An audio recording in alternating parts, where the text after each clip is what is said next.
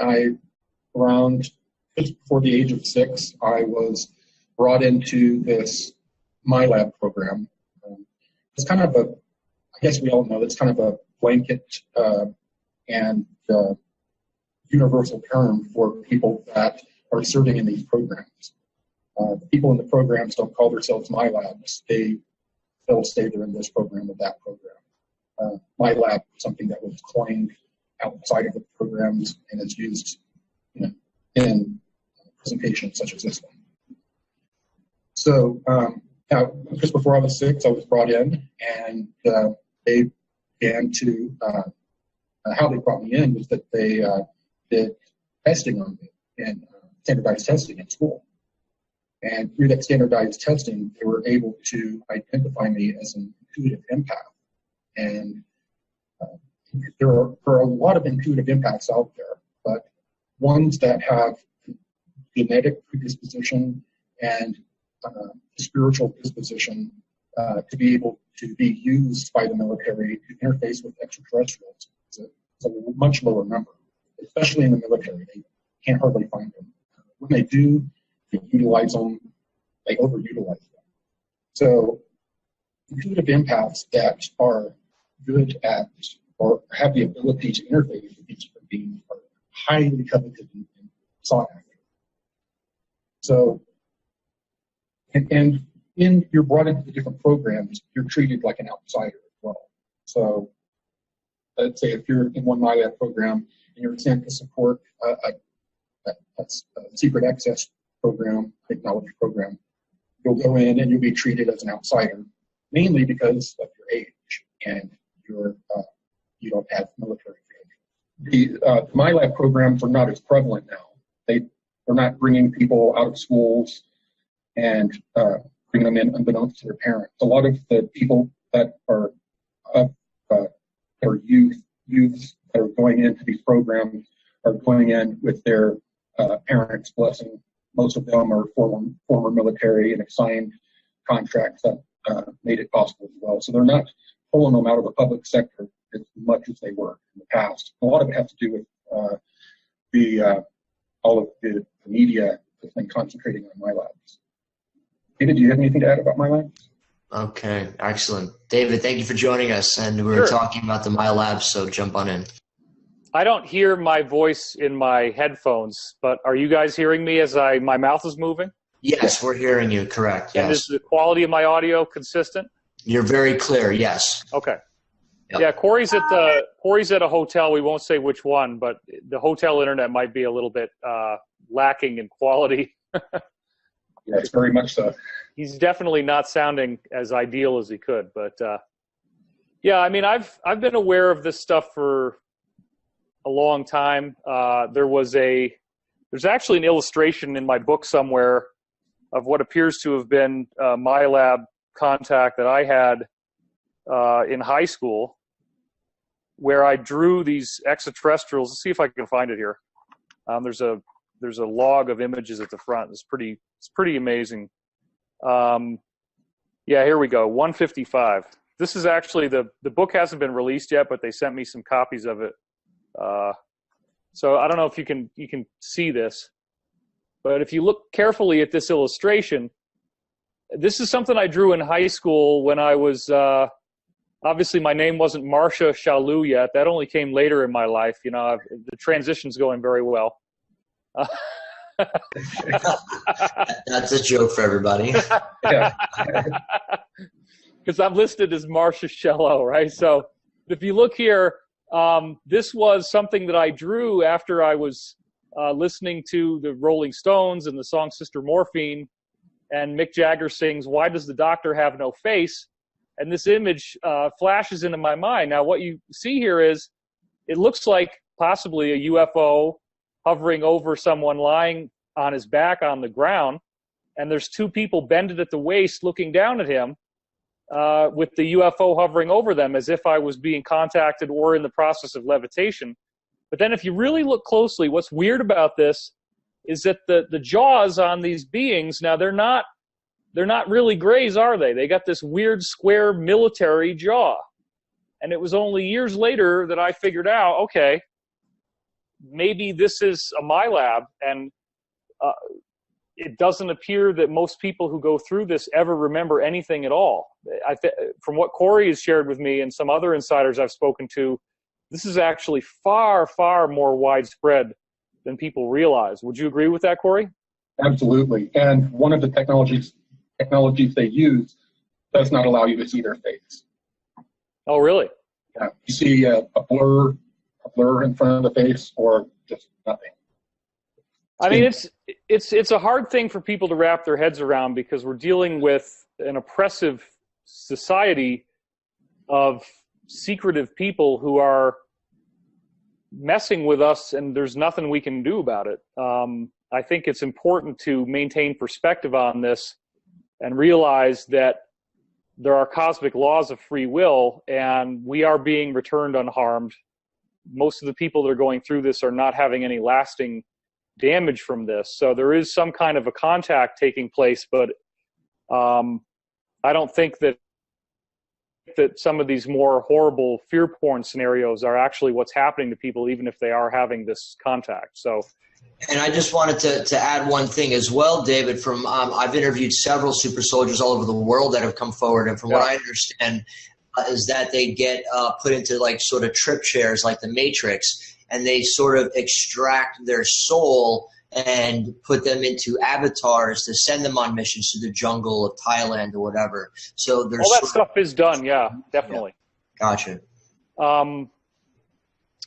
One of the things that was fascinating, many things that are fascinating in terms of when Corey and I started to compare notes, was that my colleague, Dr. Pete Peterson, actually invented a technology that uses what they call the ports on your back. And actually there's a chapter in this called Pete Peterson, the Tesla of Black Ops, in which I described this invention.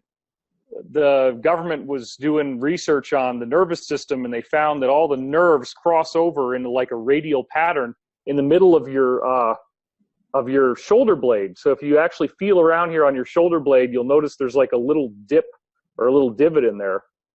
And that's actually what they found when they traced out the nerves, is that for some reason that seems to have nothing to do with human survival or any value in any regular evolutionary or biological sense, there's this massive nexus of crisscrossing nerves that go throughout the whole body that intersect right on these points in the shoulder blades. And so he was able to invent something that can actually pump these longitudinal waves or scalar waves, special type of energy, into those points and actually introduce visual images, audio, and thoughts directly into the mind.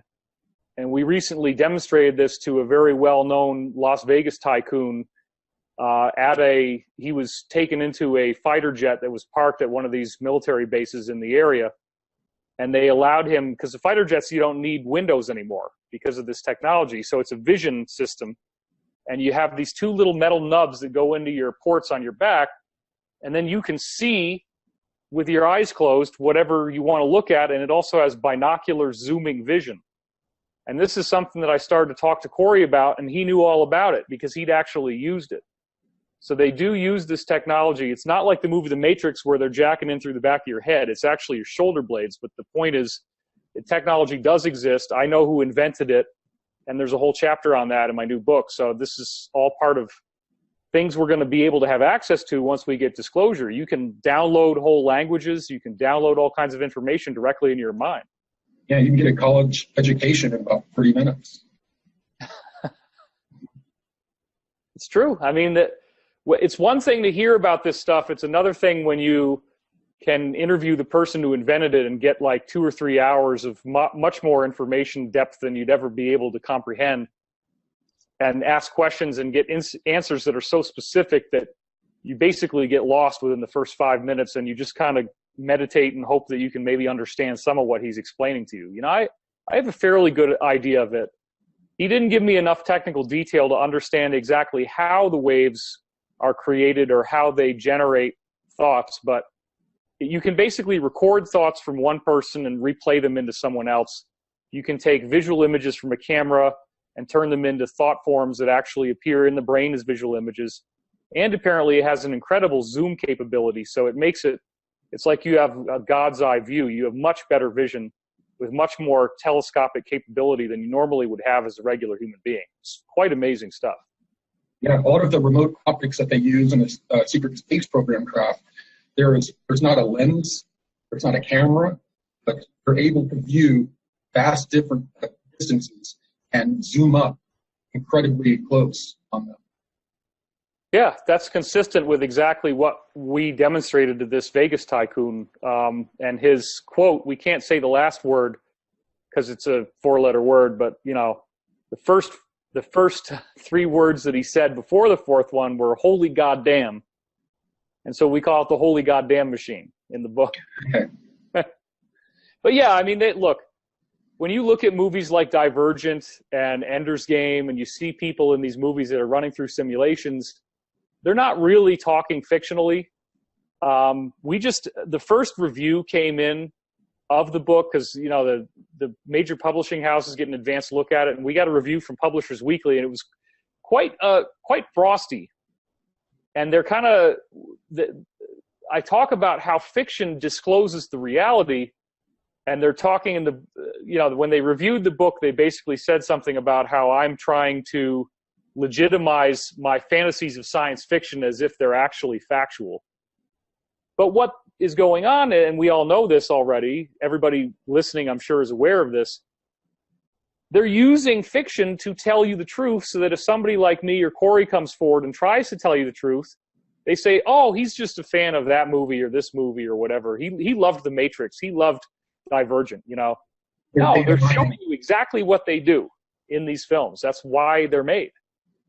As you pointed out in Wisdom Teachings from the Sony hack, we saw how closely Sony and other similar companies work with DARPA and other military industrial complexes. That's exactly correct. This is a little-known fact. WikiLeaks hacked the Sony emails, and of course the mainstream media got all upset about it and said, we can't believe this was done. It's such an invasion of privacy. Everybody has a basic right to privacy. Our right was violated. Da, da, da, da. Okay, dude, I get you, right? I wouldn't want my emails blown all over the internet.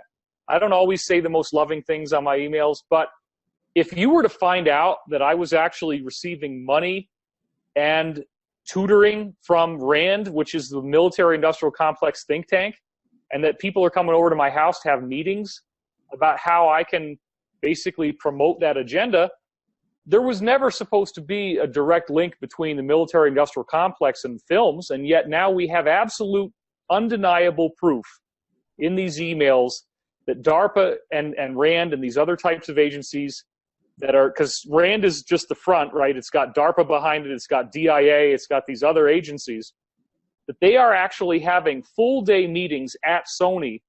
And what's even crazier is that they're giving exact notes on how certain films should or should not be worded. One of the most interesting things also was some notes from RAND on how to word an article about Snowden, in which all of the aspects of wording that would imply that the U.S. had done anything wrong are sanitized, and it becomes that Snowden's the bad guy and that these are just normal bulk data collection things that are going on. Nothing bad at all. So, yeah, we know this stuff. We know there's a direct connection between the military-industrial complex and the media. And Corey and I are almost a lone voice in terms of the scope of the disclosure. We've had threats against our lives. It's ongoing. It's not necessarily a fun job, but we're doing it, and the payoff is worth the sacrifice. If we get full disclosure, the effect that's going to have on our society is unimaginable. To have a portal in your own home, and you can portal over to Pluto and have a friend on Pluto, that's going to be our daily reality. You're not going to have to worry about this, and most people can't even imagine that that's what's coming so soon in our future, but it is. If we get the full disclosure, that's what we're going to have. I just wanted to also quickly add, someone like a very prominent guy, Robert De Niro, put together an amazing documentary on vaccinations, and what they do, they shut him down real quick, and that's from his son that got a vaccination and now has, was messed up by us. So we see this across the board. So as David and all of us are doing is we need to unify and get this information out there. And I just want to say we had a couple questions really quick. David, I recently read on your website a comment that references one of your comments that being you stating we live on a flat earth. I hadn't heard at all. In fact, quite opposite. I'm confused. Can you clarify that, David? Okay, let's talk about this because I'm doing a new video for YouTube right now about this problem.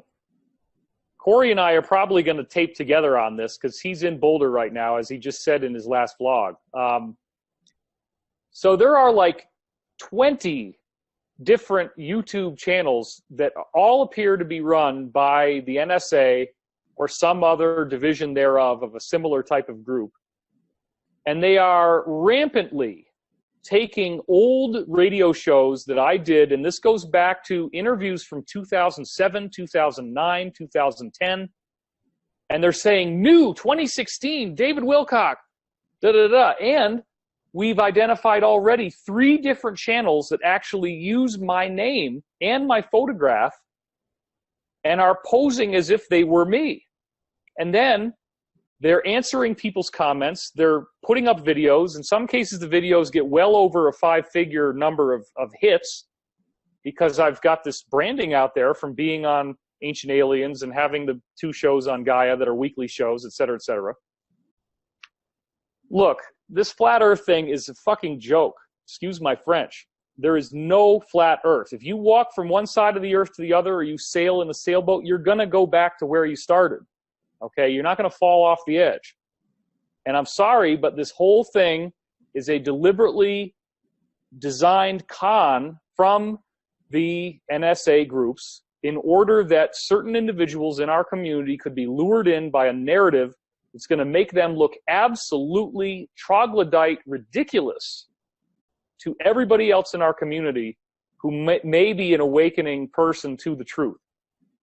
Look, we can go all the way back to Aristarchus and his simple depictions of the roundness of the earth using, stuff like a sextant and simple rods in the ground. And we can go into things like the Coriolis effect and the fact that when you fire a cannon that you have to bend the target from where you think it would go because the cannon's actually going to spin in the air based on the rotation of the round earth. And the thing that I find most ridiculous is probably a lot of the people that are putting this stuff out, the videos themselves are actually run by the government. They're made by government agents. And then the people who appear to be supporting those videos and being so argumentative in the comments sections, they also are government agents. None of this stuff is true. You look at the moon, you can see it's a ball and that it's rotating, based on where the sun's phase angles are. So for God's sake, don't get sucked into the flat earth nonsense. It's just a joke. Yes, Thank you for clarifying that. The flat earth was originally a thought experiment by the NSA, and it also works NASA tie-ins as well, is to see how well they could affect the belief systems and understanding of certain groups of people. So it's not a deeper experiment. There's a deeper experiment behind it as well. And Corey, a quick question for you. How can you validate that the info from the inner Earth civilizations are true? I'm referring to the ones Martinez lived for a short time. Any information on that, please?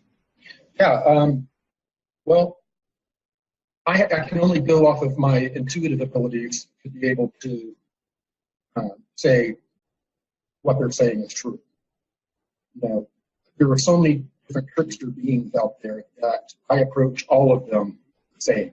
That I don't just sit there and get all doe-eyed and wide-eyed. I'm in contact with another being, and then just tell me all the knowledge. If you're that way, you're going to get twisted up very quickly. There are a lot of trickster beings out there pretending to be from the light. Now, Gonzalez. You definitely want to project your voice, buddy, because when you get that quiet, you're basically non-audible.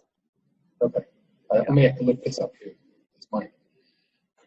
Gonzalez stayed with them for a protracted long period of time compared to any other humans that I know of. And he ended up wearing out his welcome because he was walking around, he was pacing off all the corridors, making mental maps, and was trying to gather intelligence for the SSP Alliance.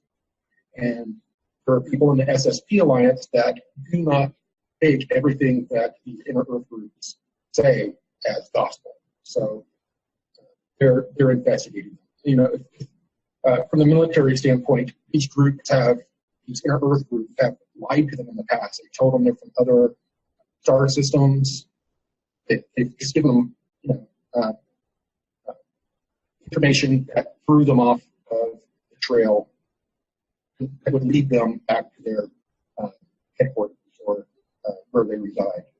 So that has a lot of the people in the military and industrial complex a little bit leery of believing everything that these groups say. And David, this is a question maybe you can answer, Sure. or this is coming from Krista in Sedona, one of my star sisters. Shout out to Krista. She wants to say first that she loves both you guys and thanks you both for your service. Cool. And follows your work. She wants to know, was there a trial recently held with certain Dracos being held accountable for their Earth crimes? Any information on that? No, that nothing like that has happened according to my intelligence. Yeah, there's a big difference between what's going to happen and what's happened. I want to also respond. We'll get back to that. I want to respond to what Corey was saying on the previous question first, and that is we do have some pretty interesting corroborations that have taken place. Corey had met with me privately and had told me about a particular inner Earth group that had a kind of an extended nose. And then we went and saw Jupiter Ascending, the movie.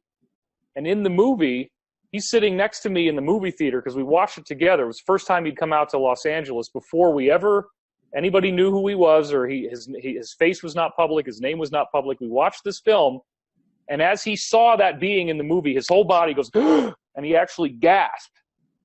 And then we find out that there was this thing called the Shaver Mysteries. This guy, Richard Shaver, claimed that he'd been brought to the inner Earth and was given all this information about beings that looked the same with this kind of elephant-type trunk nose. And then we found another guy online who calls them the Darrow, and his name is Brenton Sawin, I believe. And he is claiming that he had contact from these beings, very negative abduction attempt. So the inner Earth is a subject that very few people have interfaced with. Very few people seem to have had these experiences. But I was able to not only correlate these different things together, because Corey had never heard of the Shaver Mysteries, yet a lot of what they say in there validates very nicely what he said. I presented about this 2 years ago at Contact in the Desert. And I probably will do some kind of video about this. So the inner Earth thing is also mirrored in the Law of One. And it was funny because there's people who are portraying themselves as if they were Law of One experts and then saying, oh, there's nothing about the inner Earth in the Law of One. David's making it all up. Corey's making it all up. So there's a bunch of Wisdom Teachings episodes that go back maybe to earlier this year that I did on Gaia, where you can actually watch them, and I'm showing you quote after quote after quote after quote from the Law of One about inner Earth civilizations, that they're part of this so-called confederation that's guiding our evolution, our ascension, and that they are going to be very pivotal in the ascension process. So it makes sense that if they do exist, that they would start by contacting people like Corey and getting us ready for this big change that they're anticipating is going to happen. Regarding the Draco, they are not so much on trial right now as that they are trying to escape our planet because they're anticipating either a kill shot type event or a trial or both. And what has happened, which is really exciting, is that the military-industrial complex here on Earth, which is partly controlled by the good guys, what we're calling now the Earth Alliance. I used to just call them the Alliance before I'd heard about a secret space program alliance. The Earth Alliance has technology now capable of shooting down Draco ships. So there have been efforts of the Draco to try to escape, primarily from the area of Antarctica, and they have been summarily shot down. So there's a large contingent of them in Antarctica. They have massive bases under the ice there, where there's these natural volcanic pockets that keep it warm enough that they can breathe and live, and they're not able to escape. So in the future, it does appear that we will see some sort of public trials coming out. And it's an exciting development that I've been asked actually in my dream state if I would participate in those, and I answered that I would. So it's going to be intense. I mean, when people find out what's been done to them, it's going to be shocking. And I'd like to throw this back to Corey for a second, because he has an update that we really need to get out on this show, and that was just released in his part 1 that he put out a couple days ago, about a different extraterrestrial civilization, very similar to humans, that were also enslaved by the Draco, and they have already thrown them off. So, Corey, why don't you just briefly, because I know we need to cover this, so you probably should get it in there while we have a chance. Sure. Yes. On a fairly recent meeting where I was taken by a blue spear to talk to your era, when I arrived, there was a person, call them people, there was a person, silhouette, standing next to him. And as they got closer, I saw that it was not a human from Earth. He had skin texture that looked very much like you see in North Africa, like, Libya, Egypt, those kinds, those countries. They had a kind of an orange, there's an orange hue to them, a little bit, an orange glow. So he spoke to me in perfect English without any accent. It blew my mind. I expected some sort of nonverbal communication. And he let me know that they had been studying us for a long period of time. Corey, you got to hold your mic closer to your mouth. A lot of people can't hear you. Okay. He informed me that his people had been watching our people for a long period of time. They had been watching our television, our radio. They've been all through our internet, and they were gathering information on us because they want to come after we have thrown off the shackles like they did just a few iterations ago. One thing I didn't add is he said that their life cycle was 300 revolutions around their star. And whatever fair year is, you couldn't equate it over to Earth or anything.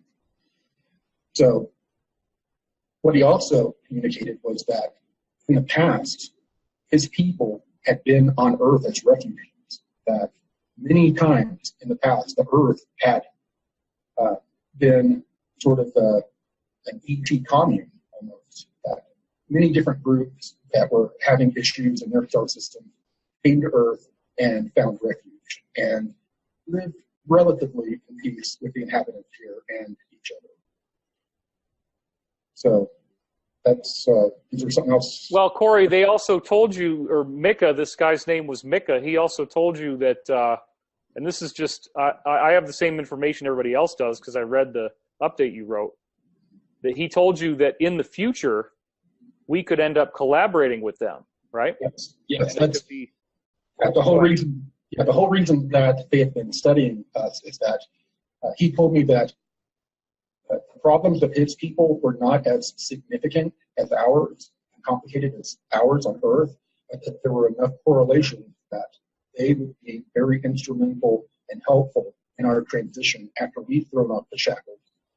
And it's the same group that had enslaved his people, the Great Alliance, which is made up of reptilian and these insectoids, as well as these tall, blonde, fairly big foreheaded beings with 6 fingers that a lot of people will call Nordics, but they are a human race, that they're a conquered race that are in servitude to this Orion. Well, and the other thing, Corey, which your update there's some very significant developments that have happened as a result of this update, and this appears to be the most immediate way we can discuss this, since we're doing this and it's live and we're on video as well. First of all, there was a very intense amount of discussion you gave about the idea of some kind of solar event. Yes. And this is actually something that I started to talk about intensely in Source Field Investigations, my first book. I didn't really talk about that much in Synchronicity Key, but now I very much talk about it in the new book with all kinds of references to ancient scriptures of different religions. You got Islam, you got Hinduism, you got Buddhism, Zoroastrianism, Christianity. I mean, they all are predicting pretty much the same thing. And when you really kind of do your homework, and this also includes, I did some great new research in here on Greek and Roman philosophy. Specifically, there's a philosophy called Stoicism. And there's a word you can look up, and I'm finally going to put this out there. I didn't want it stolen from me before this point. But the word is ekpyrosis. And there's different ways to spell it, but you can look it up right now. Try this one, ekpyrosis. That's one way to spell it. Another way to spell it is ecpyrosis. Now, what is ekpyrosis? It is a widespread belief in many philosophical teachings from Greece and Rome that the sun is going to give off this massive flash of energy. So it's not just the religions. If you look up ekpyrosis, it is the science, and it's talked about in these various philosophical texts from these guys that are called Stoics or Stoicism. And I'm looking at papers that have only had maybe 25 views online that are intense scholarly academic investigations of this widespread belief in Greek and Roman times that the sun was going to do this. But it all was kept in secret societies. It was swept under the rug. People don't know about this. They don't understand that we are not just talking about some ridiculous Christian rapture where, you know, the believers of the 144,000 fly up into the air like kites while everybody else burns in fire. This is a very widespread belief, which Corey's new information. Corey, I want to throw this back to you because this is another thing we definitely need to cover as soon as we can before we run out of time. You're hearing from all across the board, and I, of course, list, you know, all the insiders I know were telling me about this, and I put their testimony in here. Everybody thinks this is going to happen on the inside. It's just a question of exactly what it is and what is it going to do, right, Corey? Exactly. Gonzalez, when he communicated with me what was about the subject, had stated that out of all these different secret syndicates that run the world, they don't all have the same belief system. They have a wide spectrum of different beliefs, and some of them are more on the esoteric end of the spectrum and believe, as we do, that there's going to be some sort of ascension or energetic change, and they see it as something that they need to hide from. This ascension is not going to be good for them. Then there's this, as you go up the ladder, you have people that think, okay, there's going to be a huge, they're saying it's going to be a complete coronal mass ejection. The entire corona of the sun is going to explode outwardly to the solar system. And the sun will go almost completely dark for a number of days. That's just what a number of days. Yeah, I had one insider tell me that they're expecting everything, all the temperatures in the solar system will be at least 400 degrees Celsius when this takes place. I've heard that. So there's a catastrophe side of this that some people think that's what it's going to be. Yes, and these groups point to, and I don't know the details of the evidence, but they point to what they found within our solar system at some of these ancient sites. They found that this happens on a regular basis, and it's happened in the past. Just a lot of the ancient archaeology that's in our solar system is damaged. A lot of it's damaged. Some warfare, natural disasters, all kinds of stuff. But a lot of these groups, as you start going up the ladder, they believe, okay, we'll get hit by this CME, and then we'll lose all electronics, all electricity, it'll knock us back for a decade or so. that'll be the extent of it. And then there are other eggheads that call scientists that believe that it's going to consume the surface of the earth. So, I mean, and then there's in between each of those, there's people that have beliefs of what will happen. But none of them are on the same page.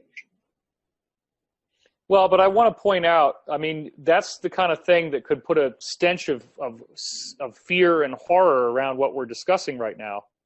I want to point out that this is an investigation, and it's an investigation that, again, 500 pages barely even covered everything. All I did is give a thumbnail sketch and overview, but the idea is that when you actually look at these ancient scriptures, it appears that the people that inspired them or wrote them were benevolent extraterrestrials who know more about this than our government does, because they have the ability to look outside of time and look outside dimensionality. And that's the key.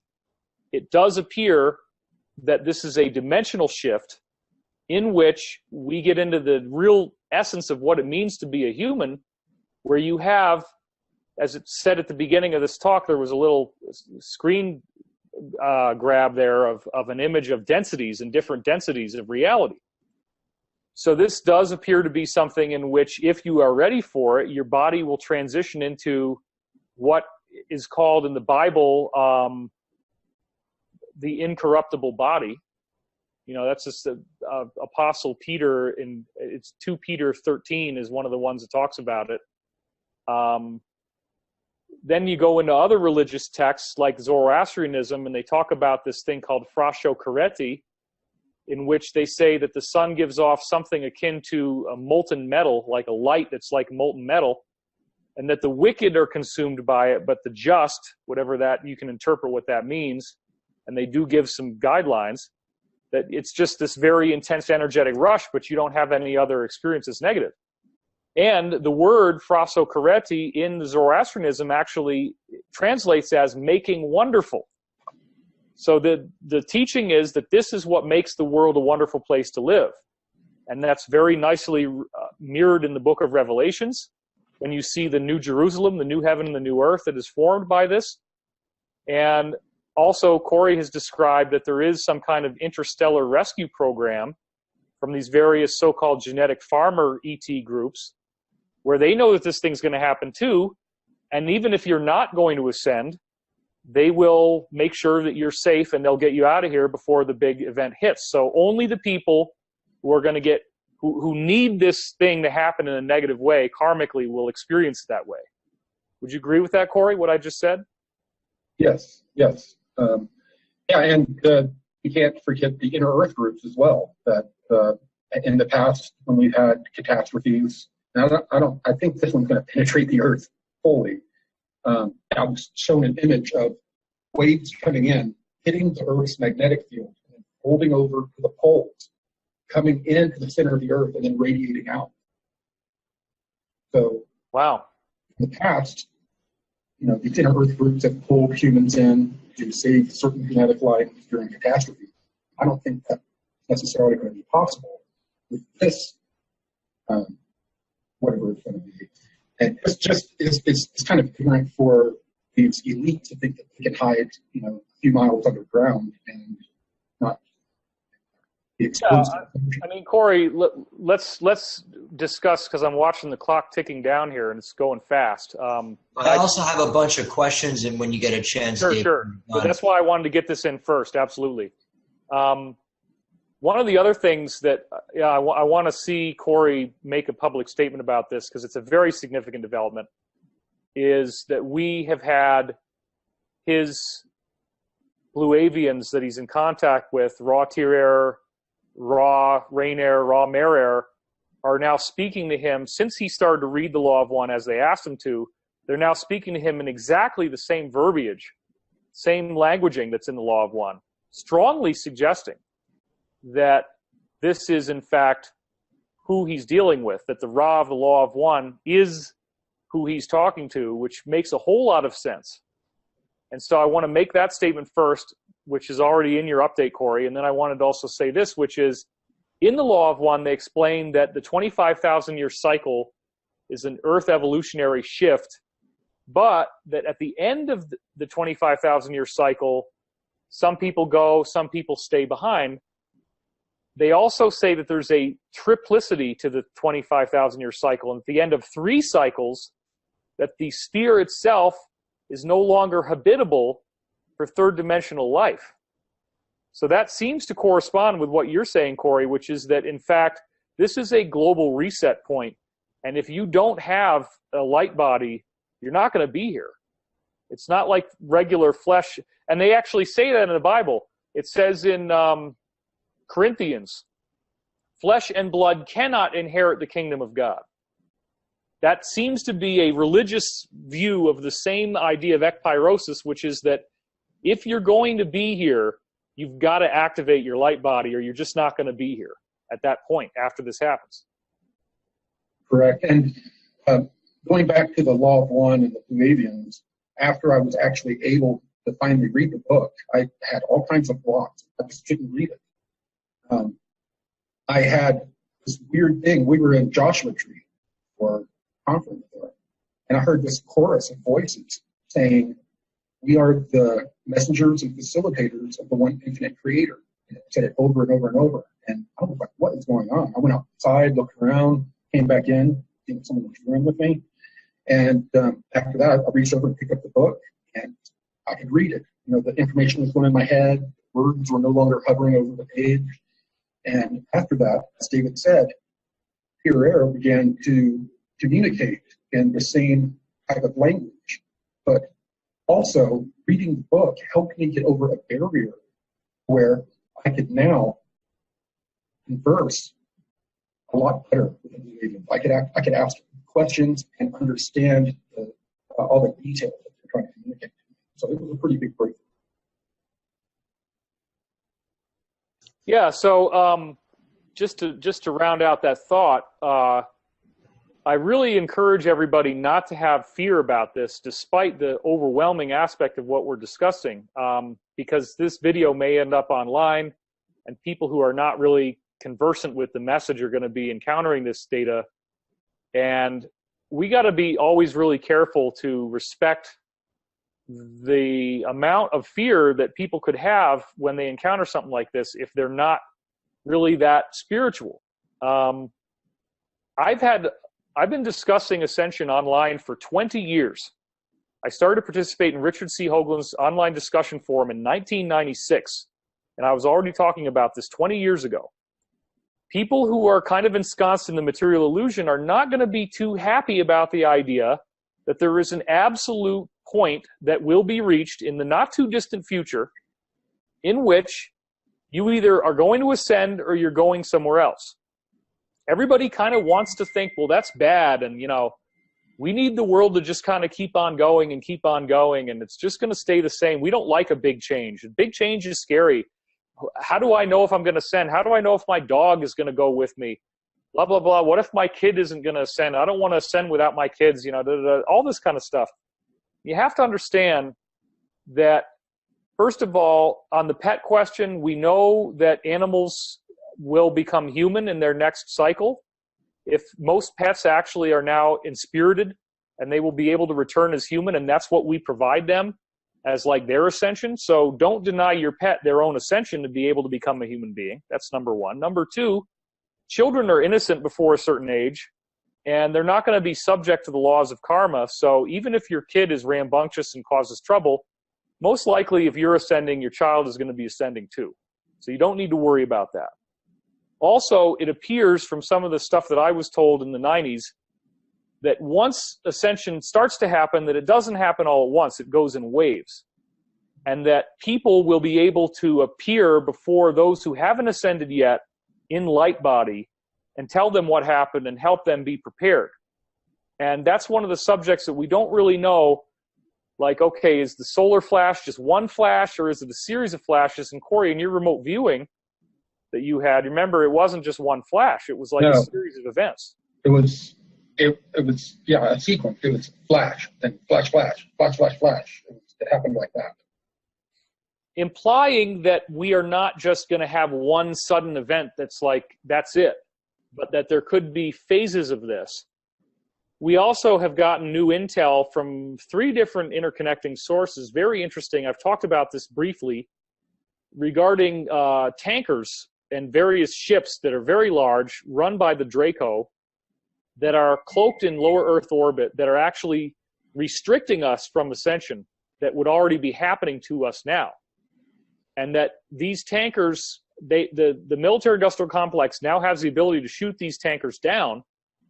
And there's 2 main ones apparently orbiting the Earth. But if they do that, we will all be thrown into the equivalent of a psychedelic acid trip. And it's not a bad thing, but it's the scope of perspective change that will happen when you begin interfacing with the full thrust of this energy that's coming from the sun. You're going to have telepathy. You're going to have these paranormal abilities suddenly arise. And Corey, you talked about, and it'd be good to review that some of the SSP people experimented with these new solar energies and zapped people with them. And what happened to those people? Yes, they took people, put them in sealed rooms that were shielded, and had them. People were members of the SSP. They were scientists, technicians, that kind of thing. They would put them in this room and say, okay, do this job. And then it would be 1 people, it would be multiple people. They would sit there, they'd do their normal job, not know anything was amiss, and then they would, what they call, pipe in energies to see how the people would react. Would they get sick? What would happen? And what they found was that the people that were of a more positive polarity began to bliss out, began to sit back, their eyes, got all, I guess, sparkly, they would smile, were just, very blissed out.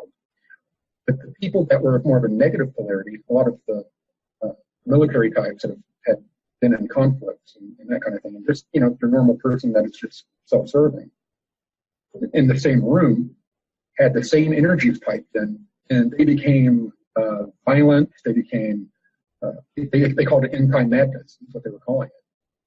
So a lot of this has to do with what will happen ultimately, what we will experience ultimately has mainly to do with not only our polarity, how much service to others we are, but our co-creative consciousness as a mass population. We're co-creating all of this at the same time that outside forces. It's very complicated when you really start looking at it. We have a lot more say in what we're going to experience than we realize. And we've been kept ignorant of our co-creative. We've been kept ignorant of that on purpose, so that we can use our co-creative consciousness against us and their black magic and keep us in line. Yeah, I completely agree. I just want everybody to know here, I do have a solid time commitment that I got to meet in 14 minutes. So if you were saying that there were questions that we needed to address from the audience, and you want me to speak on something, I only have that window of time. I can't go any longer. Yeah, same here. I'm arguing with the comments here. So I maybe the guy who was going to ask the questions is not online anymore. I don't see him on our panelist list. But somebody had asked, I'm looking at the comments here, and I'll just say this. There was something about if the blue spheres are buffering the energy, then why are the Draco ships buffering it as well? And I think what's happening there is that the Draco are deliberately restricting the things that would have given us a benevolent consciousness shift that would restrict their ability to control us, whereas the spheres seem to be more about making sure that the sun doesn't flash before the right time. Would you agree with that, Corey? Absolutely. Absolutely. I'm sorry, what did you say just before this? Because I had a comment about it. Well, the Draco are doing their part to restrict our consciousness. Yes, and they use technology that keeps our consciousness contained and also makes us apathetic. So this technology of theirs is being affected by these energetic influxes in our solar system. And what I've been told is they basically got their devices turned all the way up to 10 right now to be able to have the same effect they used to have before these energetic things started to occur. Yeah, and when we are dealing with such a monumental consciousness shift, these beings cannot afford to have us achieve that ascension. They don't want this to happen. And so therefore, we're not going to have, they're going to be allowed to do what they can do. And I think that's an important point, is that the benevolent beings are authorizing the Draco to do this. If they didn't want the Draco to do this, they could stop it. So there's some aspect of this in which spiritual growth has to take place in the dark. You're not allowed to know too much, because then you wouldn't learn anything. That's a very basic law of one teaching. You have to be ignorant, and ignorance is part of the equation, so that from that lack of proof comes the exercising of faith, the exercising of will, and that's ultimately where spiritual mastery is made. You don't get spiritual mastery if you're happy and if you know all the answers. You get it when you're in pain and when you're suffering. And somebody had asked a question here about service to self versus service to others, and where do we strike the balance between loving our enemies and having healthy boundaries? And this is thoroughly discussed in the Law of One. It's a very fertile territory for spiritual investigation, because the Law of One does say that you have to protect yourself, that you have to have healthy boundaries. You do not want to allow negative forces to overwhelm you and dominate you.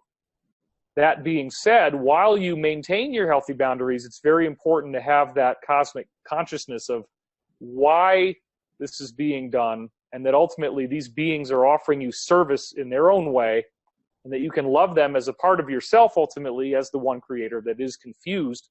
So you hold that loving consciousness in your mind. You don't judge them. You don't hate them, but you also tell them, I can't let you do this. Corey, you're the only other guy who's unmuted. So Yeah, well, agree with that? Yes, I do agree with that. And we may only have time for one or two questions if Richard. Yeah. We have about 8 minutes left, and I have a whole list of questions, so I'm going to try to bring them all together. First question is, real quickly, when's the next time both of you are going to be speaking? What event are you going to be speaking at, real quickly? We don't have anything planned where we're both on stage at the same time right now. Ancient Aliens. Yeah, that's right. You're right, buddy. Alien Con. There's a Comic Con is now Alien Con. They're doing that as well, and that's going to be at the end of October. And Corey and I are going to have a panel of like an insiders SSP panel at that event. Excellent. There was also several questions. I'm sort of going to combine them all. One, the lady's question was, she believes she was part of the MyLab program, and she has these sort of embedded dots on her back. She wants to know if that means possibly that she was part of the program. They're like scars on her back. And how would you suggest to somebody to try to start remembering if they were part of these MyLab type of programs? Any suggestions, any protocols on how to reawaken those memories, or how to try to, get into remembering that? Well, it could. Go ahead, Corey. Okay, sorry.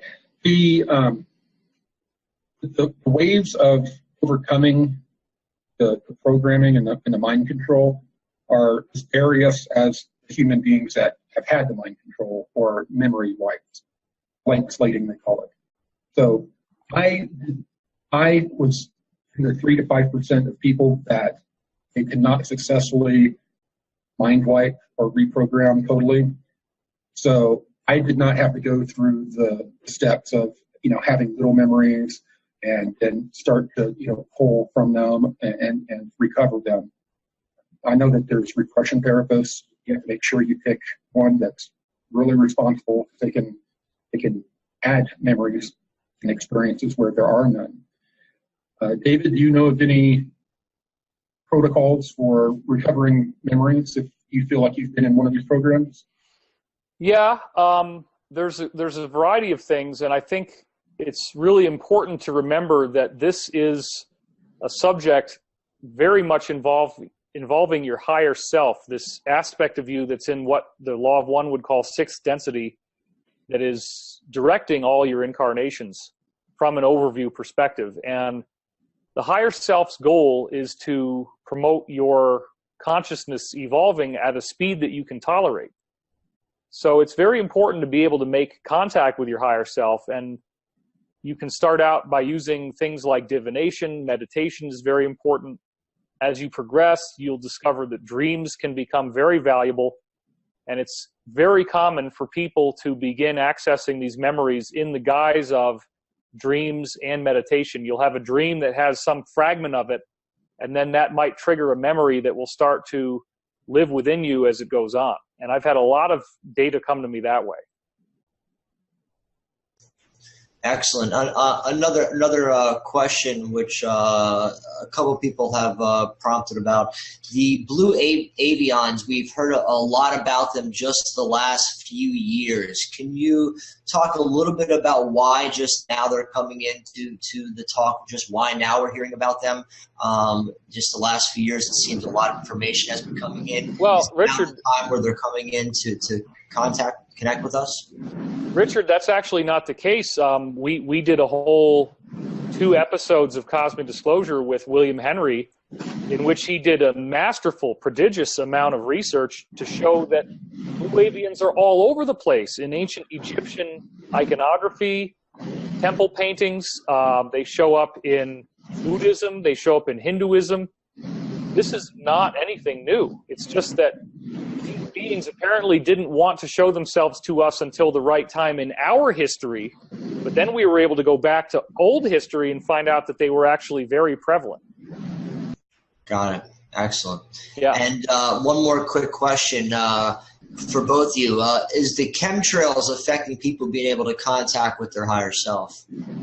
I would say yes. I've heard from insiders that there are alien chemtrails as well as cabal chemtrails, and that both groups are both types of chemtrails exist. The chemtrailing is a multifaceted problem. It's considered very serious. Our government doesn't want to tell us about it because part of it is being done by extraterrestrials, apparently.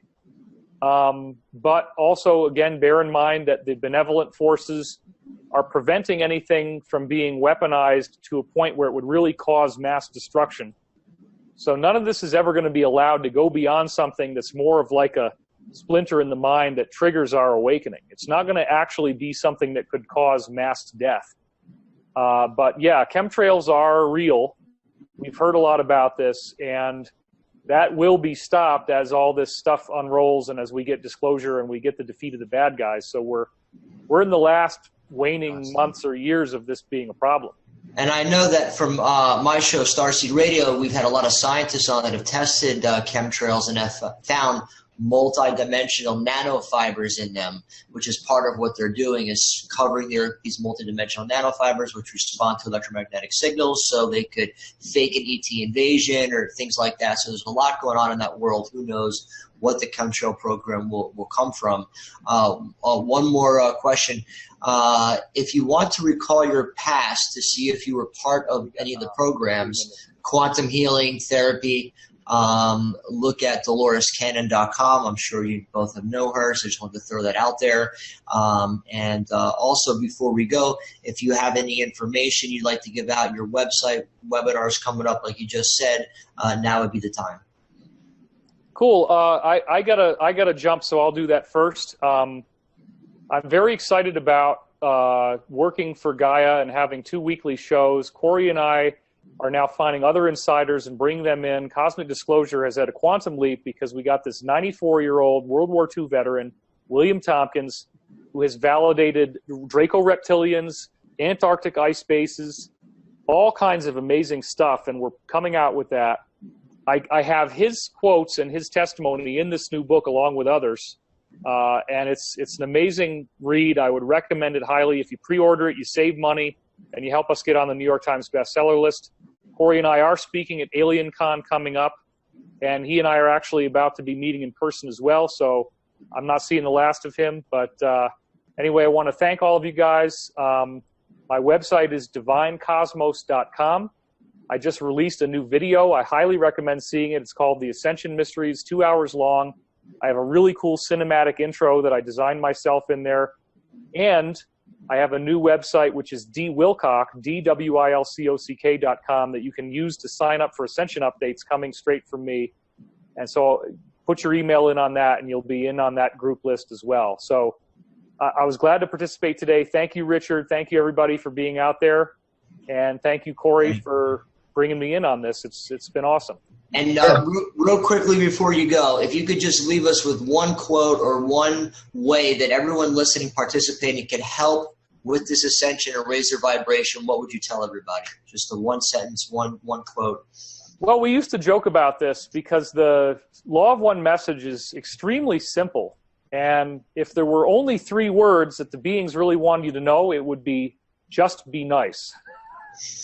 And if you can really, seriously though, we make it complex. We like complexity. Our minds want complexity, when in fact, all you have to do in the service to others path is just be kind, compassionate, forgiving, patient, loving. And the challenge is how to apply that in the world that is throwing all these obstacles at you that challenge you to not be patient, forgiving, loving, and kind. And so the more that you can practice that, especially in the times when you normally wouldn't feel loving at all, that's really the key. Excellent. I also, from what I've learned, one piece is it's all about self-empowerment. At the end of the day, that's the biggest secret they don't want us to know, is just how powerful each of us are. So and I do have my, since everybody's talking about T-shirts in the discussion forum, I am wearing my Contact in the Desert. There you go. Great. Thank you so much, David, for your service and your work. Really appreciate it. Thank you. Awesome. Thank you. Yes. And before we go, any last words, comments, and updating events that you wanted to give out? Sure. I'm giving my first solo conference, excuse me, at Mount Shasta here. And, it's like about a week now. And I started a new vlog. If you go to YouTube and look for Goode Vlog, my last name, GOODE, then and subscribe, you will begin to get a lot of the behind-the-scenes videos that we're shooting. We're about to shoot some here in a few minutes for behind the scenes of Cosmic Disclosure. We're going to shoot them when we go to Alien Con, and we're going to start getting a lot more content behind the scenes for the fans to see.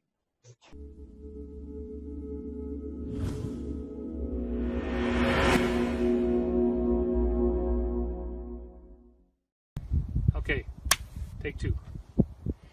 I don't look fat. Shoulders way, way back.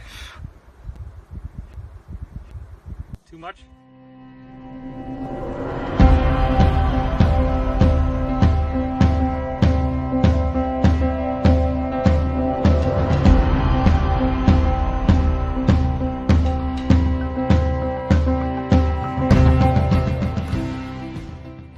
We're waiting for the plane to board, getting ready to head to Phoenix Airport, where we're going to have some training on making high vibratory meals. We're looking forward to it. Yes, very much so.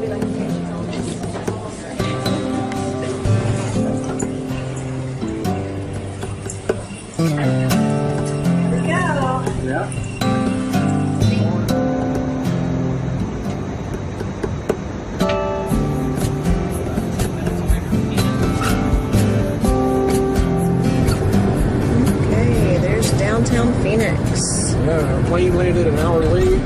Finally got our rental car. We're driving to Sedona. Driving to Sedona. It's 2:18 in the afternoon. There is Phoenix. Traffic is now flowing smoothly on your route. Yay! Enough delays. Yeah. Undelay.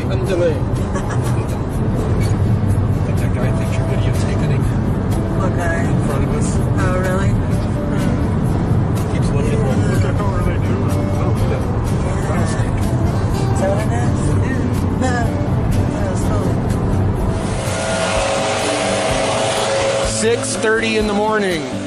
It's been going on for 15 minutes. Nice way to wake up.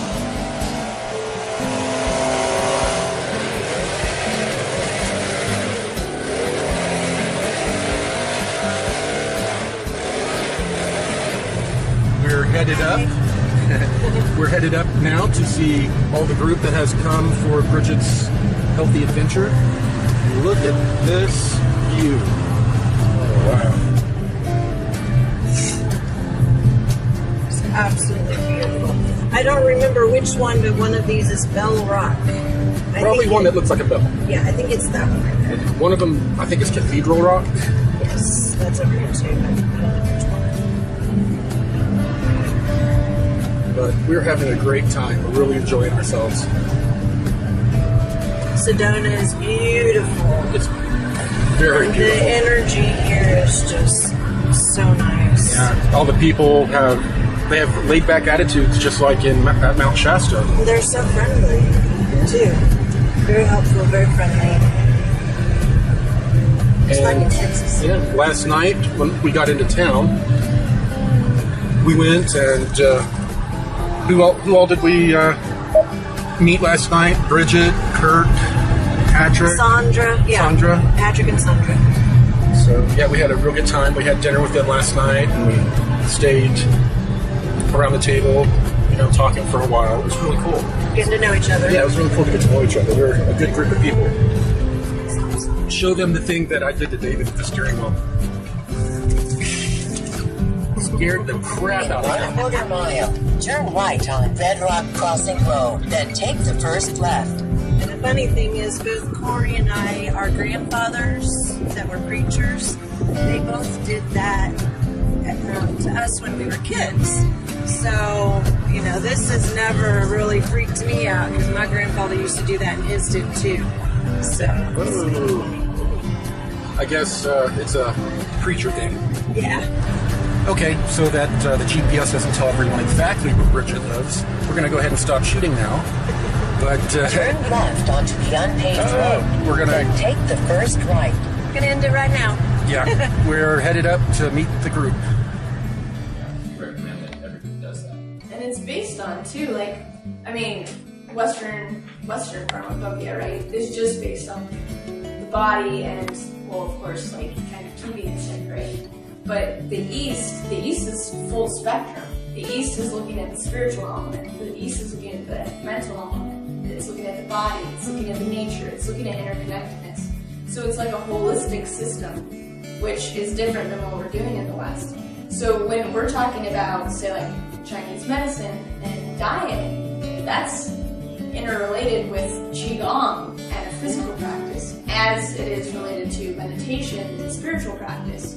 So it's a full spectrum thing. So we like to look at what it's doing. We're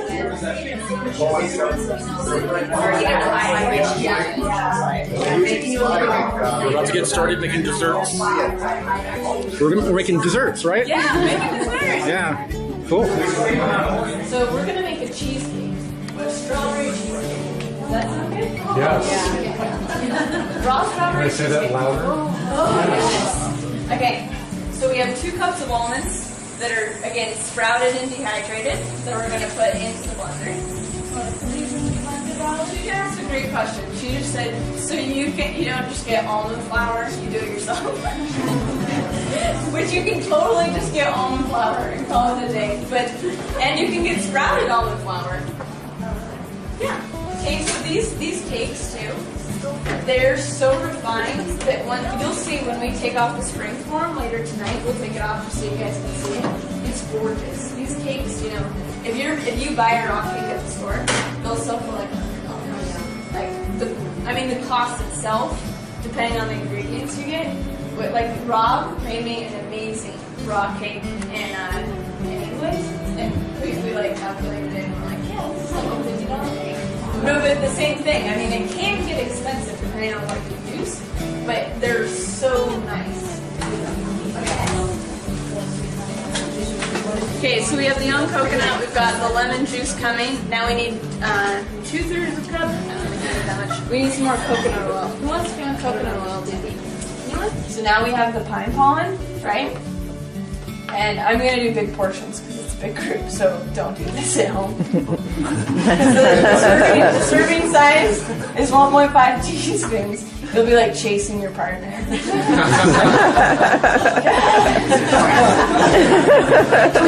Anyone want to drink it now? Yeah, there's been times where Patrick's taking like crazy drinks. Do you want to tell him about it?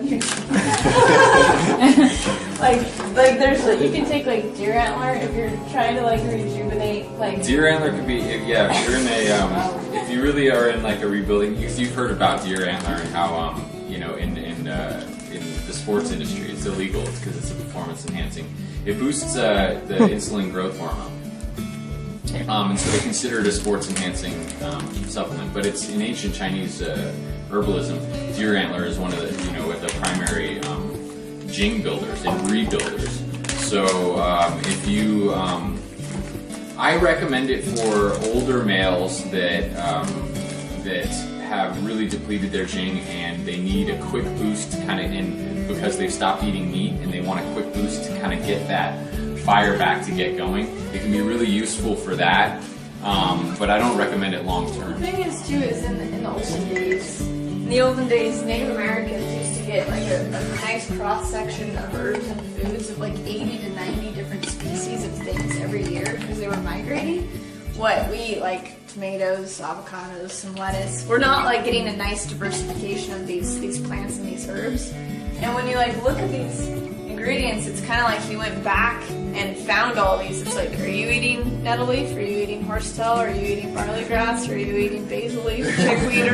No, we're not. But these things are found in the forest. It's what we used to eat. It's what used to like nourish us. So it's kind of like going back to the basics. And if we just can't go to the forest and like extract all the things anymore, it's like a ready way to get everything that we used to get. Actually, yeah, that's a point. When you develop your subtle awarenesses, with your body, where you can tell when you're starting to go a little too acid. And when I can notice myself going that way, if I'm eating like maybe too much food or something like that, and I can kind of feel I'm getting a little acidic, I just throw a couple scoops of this in some water and drink it down, and 10 minutes later it's like, I'm back. So this could be really helpful. Do some people make themselves more acidic on purpose? It seems like I've heard something about that, trying to, for health reasons. Well, you can be over-alkaline. If you go too far in that direction. It's very uncommon that somebody goes too far in that direction. But yeah, you can be over-alkaline, so I can see maybe why people do that. There are other acids that are actually really healthy for the body to take, so you need to take in acids like the folic acid that we took earlier today. Some of those are really good for breaking down like calciums or dissolving different things in the body. So yeah, people can use acids and maybe take acids for specific reasons, Another thing, apple cider vinegar is acidic. That can be really helpful though too. If people are trying to lose weight, apple cider vinegar is really helpful because it dissolves some of the enzymes that absorb different sugars. So it'll prevent you from absorbing too many carbohydrate sugars in your diet. So that's why people use it for weight loss. But it is acidic also, so it's something to be aware of. It's alkaline in the body, but acidic outside. What's acidic? That's a tricky one. There's a confusion. People talk about that. Yeah, they talk about right. They talk about apple cider vinegar being alkalinizing for the body.